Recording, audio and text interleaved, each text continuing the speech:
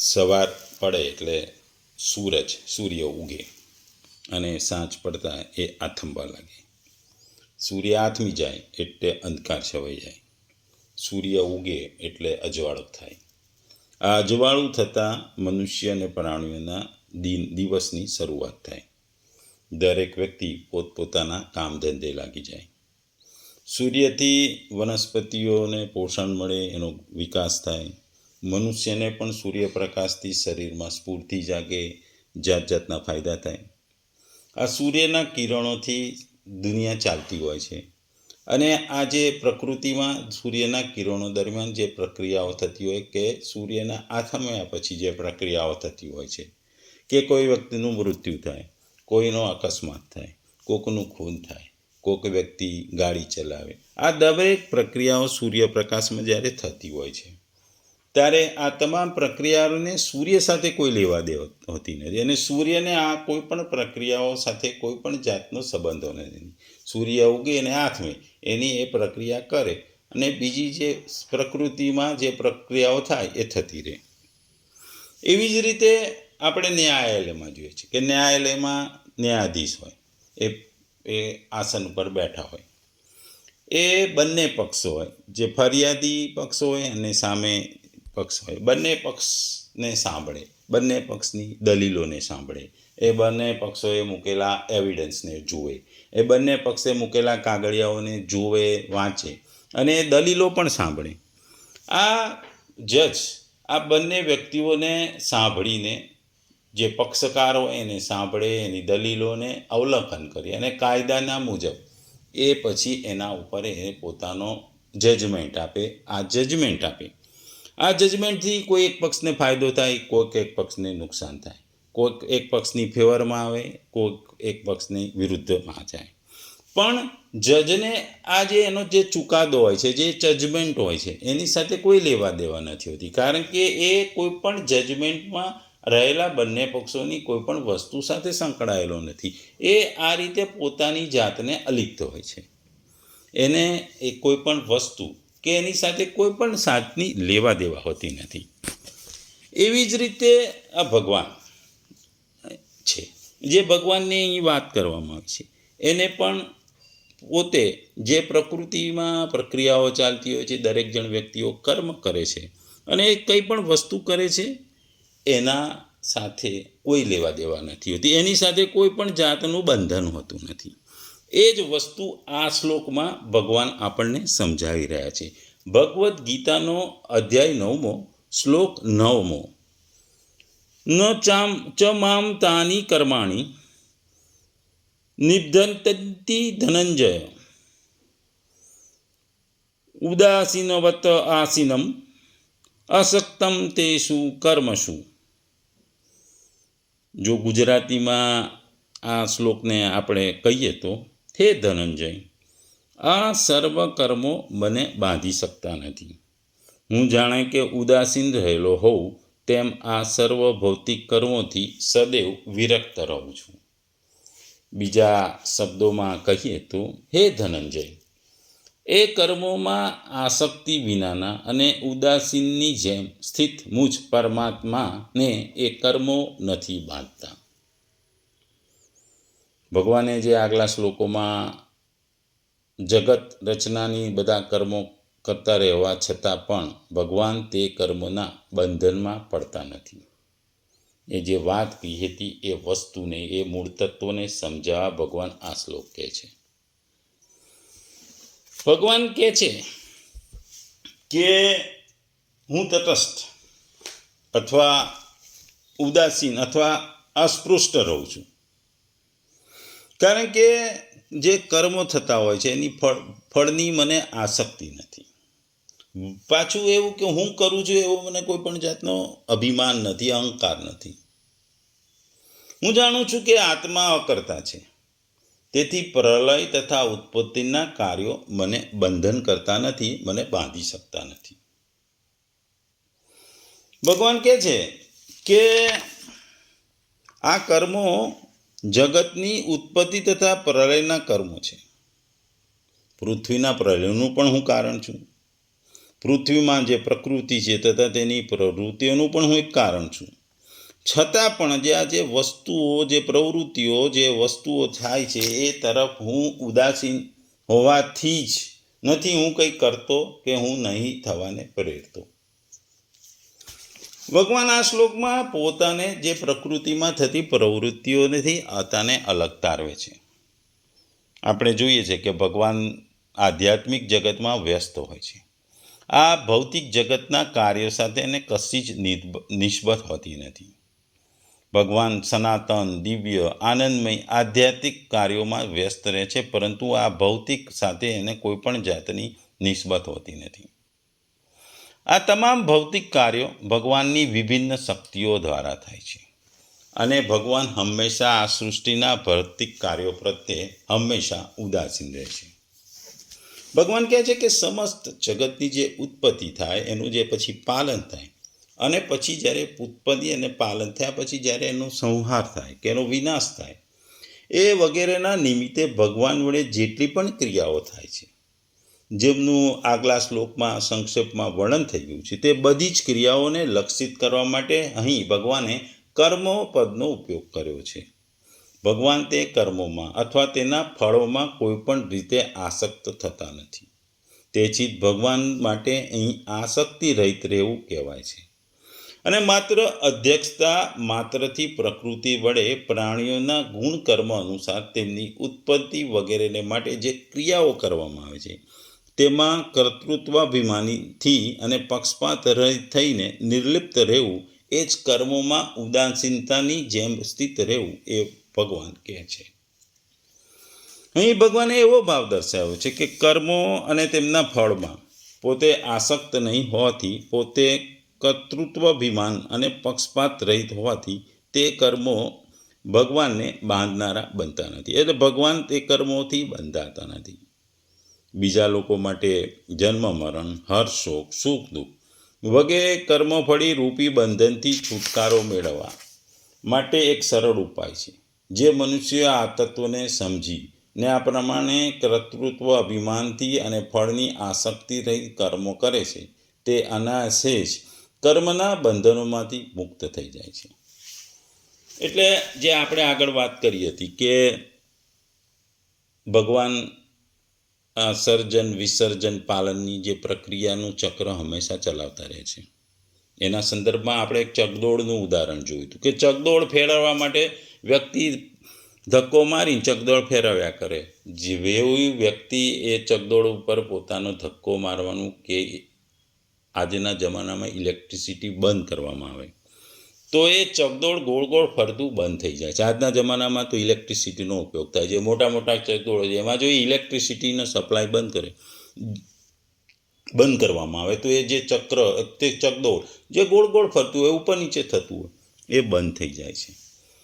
આ ઇલેક્ટ્રિસિટીને જો વ્યક્તિ જે ધક્કો મારતો એ અથવા જે ઇલેક્ટ્રિસિટી છે આમાં રહેલી, એને આ ચકદોડ ફરતું હોય અને ચકદોડમાં ફરતાનો જે આનંદ લેતા હોય લોકો, વ્યક્તિઓ જે આનંદ પાડતા હોય, ખુશ થતા હોય, જે ચિચિયારીઓ પાડતા હોય, આ ચકદોડ ગોળ ગોળ ફરવાથી જે આનંદની પ્રાપ્તિ હોય, જે સુખની પ્રાપ્તિ હોય, જે અનુભવની પ્રાપ્તિ છે, આ તમામ પ્રકારની જે પ્રકૃતિની પ્રવૃત્તિઓ ચકદોડમાં થાય છે, ચકદોડને લીધે થાય છે, એ બધી જ પ્રવૃત્તિઓને આ ચકદોડ ચલાવનારા અથવા જે ચકદોડ ચલાવવામાં ઇલેક્ટ્રિસિટી વપરાય છે, એને કોઈ સંબંધ નથી હોતું.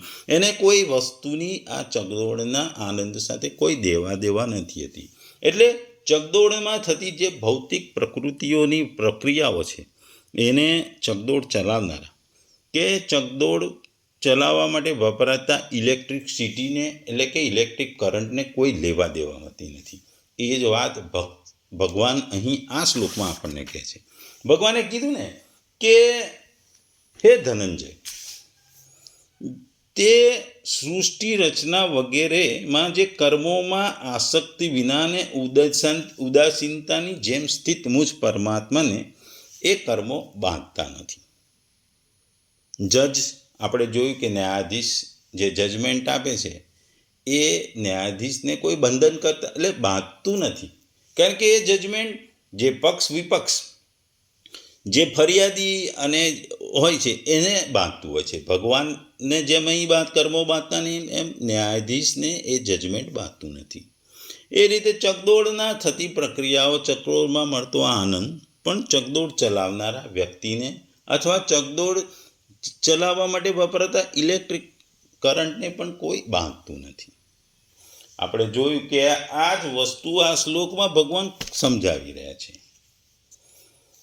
ભગવાન કહે છે કે જેમ ફૂટબોલ અથવા ક્રિકેટમાં આપણે જોયું ક્રિકેટ કે ફૂટબોલમાં હોય ત્યારે તટસ્થ નિર્ણય એ કોઈ પક્ષના વિજય કે પરાજયથી લેપાતો નથી,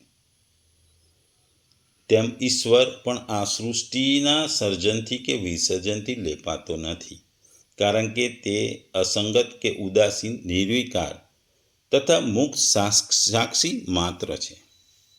એટલે ક્રિકેટ કે ફૂટબોલમાં હોય એનો જે એમ્પાયર હોય એને કોઈ પણ વસ્તુ જોડે લેવા દેવાની, જય થાય કે વિજય થાય કે પરાજય, એ વાત આ શ્લોકમાં ભગવાન આપણને કરી રહ્યા છે.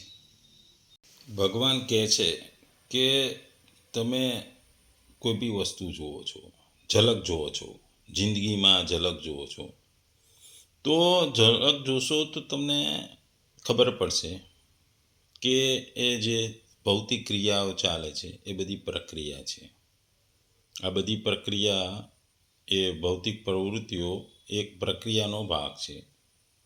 એ બધી પ્રક્રિયાઓ એટલે કે ભૌતિક ક્રિયાઓ ચાલુ રહે છે, પરંતુ આ ભૌતિક પ્રવૃત્તિઓ જે થાય છે મારા પ્રક્રિયાના ભાગરૂપે, એ બધું કામ મને બાંધી શકશે નહીં, કારણ કે હું હંમેશા આ બધી ભૌતિક પ્રવૃત્તિઓથી અલગ રહું છું, અલગ રહે છે, અને હું પોતે તટસ્થ બનીને બેઠો છું. દાખલા તરીકે જોઈએ તો સિનેમાનો પડદો હોય કે નાટકનો પડદો હોય. સિનેમા કે નાટક ચાલુ થાય એટલે પડદા ઉપર અભિનેતાઓ, નાયકો, નાયિકાઓ બધા આવીને કામ કરે, જાત જાતના સીન આવે. સિનેમાના મારામારીના, ખૂનના ઘણા બધા સીનો આવે. 3 કલાક સુધી આ જુદા જુદા સીનો પડદા ઉપર ચાલે. સિનેમા પતે એટલે એ સીનો પૂરા થઈ જાય, પડદો પાછો હતો એવો દેખાય. સફેદ હોય તો સફેદ પડદો દેખાય. આ સફેદ પડદાને સિનેમામાં થતી પ્રવૃત્તિઓ કે સિનેમામાં થતી પ્રક્રિયાઓ સાથે કોઈ સંબંધ હોતો નથી. પડદો તો એનો એ જ રહે છે. સિનેમા અને પડદા ઉપર સિનેમાની પ્રવૃત્તિઓ જોવા મળે છે. એમાં અભિનેતા, અભિનેત્રીઓ અને ઘણા બધા કલાકારો આવીને એનો ભાગ ભજવી અને જતા રહે છે, અને પડદો પાછો એવો ને એવો થઈ જાય છે. પડદાને સિનેમાની પ્રવૃત્તિઓ સાથે કોઈ લેવા દેવા હોતી નથી. એ સિનેમામાં શું થાય છે, શું નથી થતું, કેવું રહે છે, સિનેમા સક્સેસફુલ રહે છે કે નિષ્ફળ રહે છે, એની સાથે પડદાને કોઈ પણ લેવા દેવા હોતી નથી. એ જે રીતે આ કર્મોની ભગવાને વાત કરી છે કે જે કર્મો, જે પ્રક્રિયાથી ભાગરૂપે જે કર્મો થાય છે, એ કર્મો જેમ ભગવાનને બાંધતા નથી. જગતમાં થતા કર્મો આસક્તિ વિનાના હોય છે, અને જે ભગવાનને બાંધતા નથી, અને ભગવાન ઉદાસીનતાથી તેની સામે જુએ છે. એવી જ રીતે પડદો સિનેમાને પણ આ જ રીતે જુએ છે.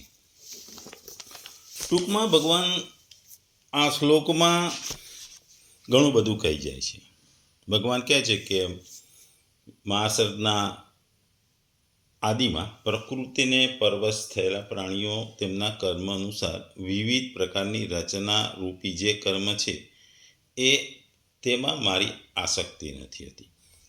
કારણ કે એ વ્યક્તિના કર્મો સારા હોય ને એ સારી વ્યક્તિ બને, વ્યક્તિના કર્મો ખરાબ હોય ખરાબ વ્યક્તિ, તો એ વ્યક્તિના કર્મોથી એ બને છે, ને એ જે સારી વ્યક્તિ બને, ખરાબ વ્યક્તિ બને, એને મારી સાથે લેવા દેતા હોતી. એ કર્મો જે એ લોકોના કર્મો છે મને બાંધતા નથી. એ વ્યક્તિ એના કર્મો પ્રમાણે એ જન્મ લે છે, પણ મને એ જન્મ કે એના મૃત્યુ સાથે મારે કોઈ લેવા દેવાતા નથી. એટલે ભગવાન કહે છે કે હું તે કર્મો પ્રત્યે ઉદાસીનની જેમ રહું છું. કોઈ વ્યક્તિ ઉત્પન્ન થાય તો હું ખુશ થતો નથી, હર્ષિત બનતો નથી, અથવા એ ફરીથી પ્રકૃતિમાં વિસર્જન થાય અથવા એનું લીન થાય તો પણ મને દુઃખ કે સુખ થતું નથી. અહીં ઉદાસીનતાવત જે વ્રત પ્રત્યય છે, ઉદાસીન વ્રત એમાં જે વત પ્રત્યેનો ઉપયોગ થાય છે તેનો અર્થ જેમ થાય છે. આથી આ પદનો અર્થ થયો કે ઉદાસીનની જેમ. ભગવાને પોતાને ઉદાસીનની જેમ વર્તે છે, કારણ કે મનુષ્ય તે જ વસ્તુથી ઉદાસીન થાય છે જે વસ્તુની તે સત્તા માને છે. પરંતુ જે સંસારની ઉત્પત્તિ, સ્થિત અને પ્રલય થાય છે, તેથી ભગવાન સિવાય કોઈની પોતાની સ્વતંત્ર સત્તા નથી. એટલા માટે ભગવાન એ સંસારની રચના રૂપી કર્મથી ઉદાસીન તો શું રહે, તેઓ ઉદાસીનની જેમ રહે છે. ભગવાન આગળ કહે છે કે હું પ્રાણીઓને જેમ વારંવાર રચું છું. એ રચના રૂપી કર્મોને અહીં તાની શબ્દ કહેવામાં આવે છે. તે કર્મો મને બાંધતા નથી, કારણ કે તે કર્મો અને તેમના ફળોની સાથે મારે કોઈ જાતનો સંબંધ નથી. એવું કંઈ ભગવાન મનુષ્ય પાત્રને કર્મબંધનથી છૂટવાની એક યુક્તિ બતાવે છે. જેવી રીતે હું કર્મોમાં આસક્ત ન હોવાથી બંધાતો નથી, એવી જ રીતે સામાન્ય લોકો પણ કર્મોમાં અને તેના ફળમાં જો આસક્તિ ન રાખે તો તેઓ બધા લોકો કર્મોના ફળમાં કે કર્મમાં બંધાશે નહીં. અને કર્મના ફળમાં કે કર્મમાં જો બંધાય નહીં તો તમે મુક્તિ પામશો અને દુઃખી થશો નહીં, અને તમારે વારંવાર જન્મ લેવો પડશે નહીં, એવું ભગવાન આડકતરી રીતે કહે છે. કારણ કે આપણે જાણીએ છીએ કે કર્મનો તો આરંભ અને અંત હોય છે, એટલે ફળ પણ ઉત્પન્ન થઈ નષ્ટ થાય છે. પરંતુ કર્મફળની ઈચ્છાને કારણે મનુષ્ય પોતે કર્મના બંધનમાં પડી જાય છે. અને કર્મ અને તેના ફળના બંધનમાં પડતા મનુષ્ય એ વારંવાર જન્મ લે છે. એ કર્મની ઈચ્છાઓ પૂરી કરવા, એ કર્મને કારણે એ પૃથ્વી પર વારંવાર જુદી જુદી યોનિઓમાં જન્મ લે છે. એટલે ભગવાન કહે છે કે આ તમારી મૂર્ખતાની બલિહારી છે. હું પોતે સૃષ્ટિનો જો સર્જન, વિસર્જન અને પાલનહાર હોવા છતાં આ કર્મો સાથે હું બંધાતો નથી. તો તમે પણ તમારા કર્મોથી બંધાવ નહીં, તો તમે મુક્તિ પામશો, મોક્ષ પામશો, અને વારંવાર જે જુદી જુદી યોનિઓમાં જન્મ લેવો પડે છે એનાથી તમે દૂર રહેશો. એટલે ભગવાન આપણી મૂર્ખતાને બતાવવા માટે, મૂર્ખતાની બલિહારીને બતાવવા માટે પોતે જે કર્મથી અલિપ્ત રહે છે, ઉદાસીન રહે છે, એ વસ્તુ આ શ્લોકમાં સમજાવે છે. આપણે સામાન્ય રીતે જાણીએ છીએ કર્મોથી મનુષ્ય બંધાય છે. કર્મણા બધ્યતે જંતુ. આ સાંસારિક દ્રષ્ટિથી જ ભગવાન કહે છે કે હું કર્મથી બંધાતો નથી. ગીતાના 4થા અધ્યાયના 14મા શ્લોકમાં પણ ભગવાને આ વાત કીધી હતી. કારણ કે મારામાં તો ન તો કર્મોમાં આસક્તિ છે અને ન ફળમાં આસક્તિ છે અને ન કરતા ભાવ છે. પરંતુ તાત્વિક દ્રષ્ટિએ જોઈએ તો કર્મોની સ્વતંત્ર સત્તા છે જ નહીં. સૃષ્ટિ રચનારૂપી કર્મ ભગવાનનું એક સ્વરૂપ છે. ભગવાને ગીતાના 7મા અધ્યાયના 29મા શ્લોકમાં અને 8મા અધ્યાયના 3જા શ્લોકમાં પણ કહ્યું હતું કે સૃષ્ટિની ઉત્પત્તિ, સ્થિતિ અને જે પ્રલય વગેરે જે કંઈ થયું છે એ બધું મારા એટલે કે ભગવાન દ્વારા થઈ રહ્યું છે તથા ભગવાનનું સ્વરૂપ છે. ઉત્પન્ન કરવાવાળો તથા ઉત્પન્ન થવાવાળો, પાલન કરવાવાળો, અપાલિત થવાવાળો, નાશ કરવાવાળો અને નાશ થવાવાળો, આ બધા એક જ સમગ્ર ભગવાનના સ્વરૂપ છે કે તમે એને અંગ પણ કહી શકો. એટલે ભગવાન કહે છે કે સર્વ કંઈ છે એ ભગવાન છે, બીજું કોઈ છે જ નહીં. ભગવાનથી ઉપર કોઈ છે નહીં. એટલે ભગવાન કહે છે કે પોતે ઉદાસીન જેવા કહ્યા છે, કારણ કે તે કર્મો પ્રત્યે એ ઉદાસીનતા બતાવે છે. જો ઉદાસીનતા તમે કોઈ પણ વસ્તુ પ્રત્યે બતાવો તો તેના પ્રત્યે તમારી આસક્તિ ના જાગે. તમે કર્મના ફળ પ્રત્યે જો ઉદાસીન રહો, ભગવાન જેમ ઉદાસીન રહે છે તમે પણ જો ઉદાસીન રહો તો એ કર્મ અને એના ફળ પ્રત્યે તમારી કોઈ પણ જાતની આસક્તિ ના થાય. એને આસક્તિ જો તમારી છૂટી જાય તો તમે એ કર્મના બંધનમાં બંધાવ નહીં અને તમે મુક્તિના માર્ગ તરફ સરળતાથી જઈ શકો. એટલે ભગવાન પોતાના ઉદાહરણ દ્વારા આપણને પણ આડકતરી રીતે જણાવે છે કે કર્મોમાં કે કર્મના ફળમાં તમારે આસક્તિ નહીં રાખો તો તમે સુખના રાગે જશો, આ બંધનમાંથી મુક્ત થશો, તો તમે જીવન મરણના બંધનમાંથી પણ મુક્ત થશો અને વારંવાર જન્મ લેવા માટે જે આવવું પડે છે એમાંથી પણ તમે મુક્તિ પ્રાપ્ત કરશો. માટે કોઈ પણ કર્મની કે તેના ફળની આસક્તિ રાખવી નહીં.